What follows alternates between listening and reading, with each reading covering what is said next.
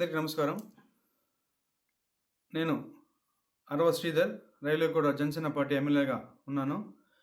ఈరోజు మార్నింగ్ నుంచి ఏదైతే నా మీద తప్పుడు ప్రచారం, అదేవిధంగా తప్పుడు ఫేక్ డీప్ వీడియోలు ప్రచారం చేస్తున్నారో దానికి నేను సూటిగా వాళ్ళనే క్వశ్చన్ అడుగుతున్నాను. నేను 2021 నుంచి సర్పంచ్గా 3 years కంటిన్యూగా సర్పంచ్గా పనిచేశాను.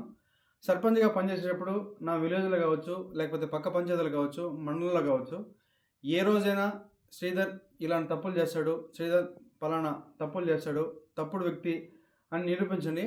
అదేవిధంగా ఈరోజు మా జనసేన పార్టీ అధ్యక్షులు శ్రీ గౌరవ ఉప ముఖ్యమంత్రి కళ్యాణ్ సార్ దగ్గర ఆయన అడుగుజాల్లో నడుస్తూ ఆయన పనితీరుపై దృష్టి పెట్టి ఆయన ఎట్లయితే ప్రజలకు సేవ చేస్తున్నాడో అంతటికన్నా కొంచెం ఆయన దాంట్లో 1% ప్రజలకు సేవ చేస్తూ నా రైల్వేకోట నియోజకవర్గంలో నేను పని చేస్తుంటే నాపైనే ఈ విధంగా దుష్ప్రచారం స్టార్ట్ చేయడం జరిగింది. ఏదైతే నేను ఈ videos fake deep videos morning నుంచి ఫేక్ అని చెప్తున్నారో దానికి నేను సూటిగా మరొకసారి వాళ్ళని అడుగుతున్నాను.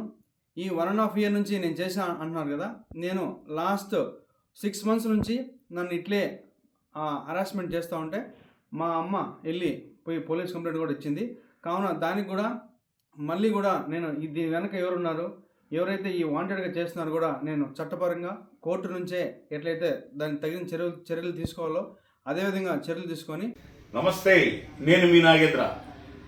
భారతంలో భీష్ముడిని ఓడించలేక ఏ విధంగా అయితే ఆయన శక్తులను ఎదుర్కొనలేక శిఖండి రాజకీయాలు చేస్తారో అలా కూడా రైల్వే కోడూరులో మీకు దమ్ముంటే 1.5 సంవత్సరంలో మా ఎమ్మెల్యే గారు చేసిన అభివృద్ధి మీద రండి. మీరు కూడా ఇంకేం మాట్లాడాలి? నపుంసక రాజకీయాలు, ఒక ఆడదాన్ని అడ్డపెట్టుకొని ఇలాంటి ట్రాపులు చేసే వాళ్ళని పెట్టుకొని మీరు కూడా ఇప్పుడు నాకెందుకో దీన్ని నపుంస రాజకీయాలు అంటారు.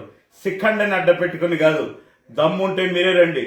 మీ వెనక ఎవరున్నారో ఆ వెనకున్నోడు మీరు దమ్ముంటే వచ్చి మాతో చర్చకు సిద్ధంగా 1.5 సంవత్సరంలో జరిగిన అభివృద్ధి మీద, వేసిన రోడ్ల మీద.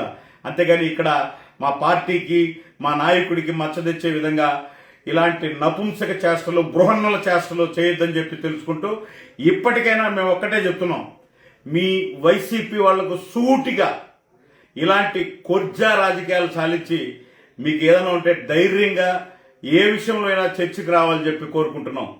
Thank you.